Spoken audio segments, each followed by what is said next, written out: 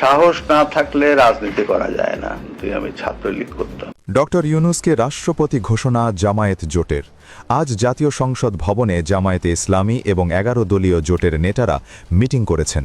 গতকাল সংসদে রাষ্ট্রপতি শাহাবুদ্দিনকে অপমান করার পর তারা একটা বড় সিদ্ধান্ত নিয়েছেন, ডক্টর মোহাম্মদ ইউনূসকে রাষ্ট্রপতি করার আনুষ্ঠানিক প্রস্তাবনা।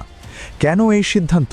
কারণ তিনি আন্তর্জাতিক ব্যক্তিত্ব, তিনি নিরপেক্ষ, তাকে রাষ্ট্রপতি করলে দেশ উন্নতি করবে।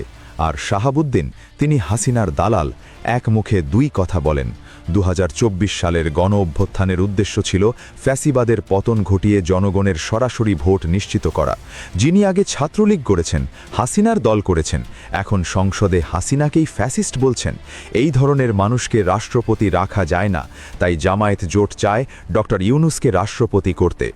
১২ই মার্চ সংসদে কি ঘটেছিল? রাষ্ট্রপতি শাহাবুদ্দিন ভাষণ দিতে এসেছিলেন। স্পিকার ঘোষণা দিলেন, সাথে সাথে জামায়াত এবং ১১ দলীয় জোটের সদস্যরাও উঠে দাঁড়ালেন। হাতে প্ল্যাকার্ড, যাতে লেখা ছিল, জুলাইয়ের সঙ্গে গাদ্দারি, জুলাইয়ের সঙ্গে বিশ্বাসঘাতকতা বন্ধ করো। উচ্চস্বরে প্রতিবাদ। জাতীয় সঙ্গীত বাজল, কিন্তু তারা রাষ্ট্রপতিকে সম্মান জানালেন না। বললেন, আমরা জাতীয় সঙ্গীতকে সম্মান জানাচ্ছি, রাষ্ট্রপতিকে না। তারপর ভাষণ শুরু হলে স্লোগান উঠল, ফ্যাসিস্টদের দোসর ইস্তফা দাও, সম্পূর্ণ ওয়াকআউট। এমন অপমান ইতিহাসে হয়নি। এই অপমানের পর আজ জামায়াত এবং জোটের নেতারা বৈঠক করলেন। এই হাই ভোল্টেজ বৈঠকে উপস্থিত ছিলেন জামায়াত আমেজ ডক্টর শফিকুর রহমান, নায়েবে আমেজ ডক্টর সৈয়দ আবদুল্লাহ, মোহাম্মদ তাহের, ১১ দলীয় জোটের প্রধান নেতৃবৃন্দ এবং এনসিপির প্রতিনিধিরা। তাদের আলোচনার একমাত্র বিষয় ছিল, রাষ্ট্রপতি শাহাবুদ্দিন চুপ্পু কি এই পদে থাকার যোগ্যতা রাখেন? দীর্ঘ আলোচনার পর সবাই একমত হলেন যে যার হাতে জুলাইয়ের শহীদদের রক্ত লেগে আছে, তাকে আর এক মুহূর্তেও বঙ্গভবনে রাখা যাবে না। কিন্তু প্রশ্ন উঠল, তার বিকল্পকে? ঠিক সেই মুহূর্তেই ডক্টর শফিকুর রহমান এক ঐতিহাসিক প্রস্তাব দিলেন। তিনি পরবর্তী রাষ্ট্রপতি হিসেবে ডক্টর মোহাম্মদ ইউনূসের নাম ঘোষণা করলেন। কেন ডক্টর ইউনূসকে রাষ্ট্রপতি করতে চায় জামায়াত জোট? ডক্টর শফিকুর রহমান অত্যন্ত যৌক্তিকভাবে এর ব্যাখ্যা দিয়েছেন। তিনি বলেন, বাংলাদেশ এখন যে কঠিন সময় পার করছে, সেখানে এমন একজন বিশ্ববরেণ্য ব্যক্তিত্ব প্রয়োজন, যার কথায় আন্তর্জাতিক বিশ্ব এক বাক্যে আস্থা রাখবে। ডক্টর ইউনূস রাষ্ট্রপতি হলে আমেরিকা, ইউরোপ, চীন ও জাপানের মতো শক্তিশালী দেশগুলো বাংলাদেশে বিনিয়োগ করতে উৎসাহিত হবে, যা আমাদের ভেঙে পড়া অর্থনীতিকে চাঙ্গা করবে। সবচেয়ে বড় কথা, তিনি সম্পূর্ণ নিরপেক্ষ। তিনি বিএনপি, জামায়াত বা আওয়ামী লীগ কোনো দলেরই লোক নন, তিনি দেশের লোক। তার এই ক্লিন ইমেজই পারে জাতীয় ঐক্য গড়ে তুলতে। এরপরই জামায়াত আমেজ বর্তমান রাষ্ট্রপতি শাহাবুদ্দিনের আমলনামা তুলে ধরেন। তিনি বলেন, শাহাবুদ্দিনের পুরো পরিচয়ই হল তিনি হাসিনার দালাল। ১৯৬৭ সাল থেকে ছাত্রলীগ গড়া এই ব্যক্তি সারা জীবন আওয়ামী লীগের সেবা করেছেন।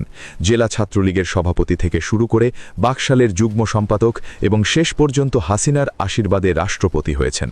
অথচ আজ নিজেকে বাঁচাতে তিনি সংসদে দাঁড়িয়ে হাসিনাকেই ফ্যাসিস্ট বলছেন। যে সরকারে তিনি রাষ্ট্রপতি ছিলেন, সেই সরকারের গুম, খুন আর দুর্নীতির দায় কি তিনি এড়াতে পারেন? যখন ছাত্রদের উপর নির্বিচারে গুলি চলছিল, তখন তিনি বঙ্গভবনে বসে নীরবতা পালন করে প্রকারান্তরে খুনিদেরই সমর্থন দিয়েছেন।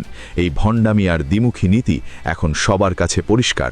নায়েবে আমেজ ডক্টর তাহের আরও একটি বিস্ফোরক তথ্য সামনে আনেন। তিনি বলেন, শাহাবুদ্দিনের সবচেয়ে বড় মিথ্যাচার হল হাসিনার পদত্যাগপত্র নিয়ে ধোঁয়াশা তৈরি করা। তারা আসলে তলে তলে হাসিনাকে ফিরিয়ে আনার ষড়যন্ত্র করছেন। এনসিপির প্রতিনিধিরাও একমত হয়ে ৩টি শক্ত অভিযোগ পেশ করেন। শাহাবুদ্দিন আজীবন আওয়ামী কর্মী, তিনি চরম মিথ্যাবাদী এবং তিনি জুলাই বিপ্লবের চেতনার বিরোধী। তাই তাকে সরিয়ে ডক্টর ইউনূসকে বসানোই এখন সময়ের দাবি। বৈঠক শেষে জামায়াত আমেজ ঘোষণা করেন, তারা খুব শিগগিরই জাতীয় সংসদে লিখিত প্রস্তাব দেবেন, যাতে ডক্টর মোহাম্মদ ইউনূসকে রাষ্ট্রপতি নির্বাচিত করা হয়। তারা প্রধানমন্ত্রী তারেক রহমানকে প্রতি আহ্বান জানাবেন, যেন দেশের স্বার্থে এই প্রস্তাবটিকে গ্রহণ করা হয়। যদিও ডক্টর ইউনূসের সাথে এখনও আনুষ্ঠানিক কথা হয়নি, তবে তারা বিশ্বাস করেন, দেশপ্রেমের টানে তিনি এই দায়িত্ব ফিরিয়ে দেবেন না। এখন দেশের মানুষের নজর প্রধানমন্ত্রীর দিকে। তিনি কি জামায়াত জোটের এই প্রস্তাব মেনে নিয়ে একটা নতুন ইতিহাস করবেন, নাকি শাহাবুদ্দিনকে রেখেই চলবে আগামী দিনের রাজনীতি?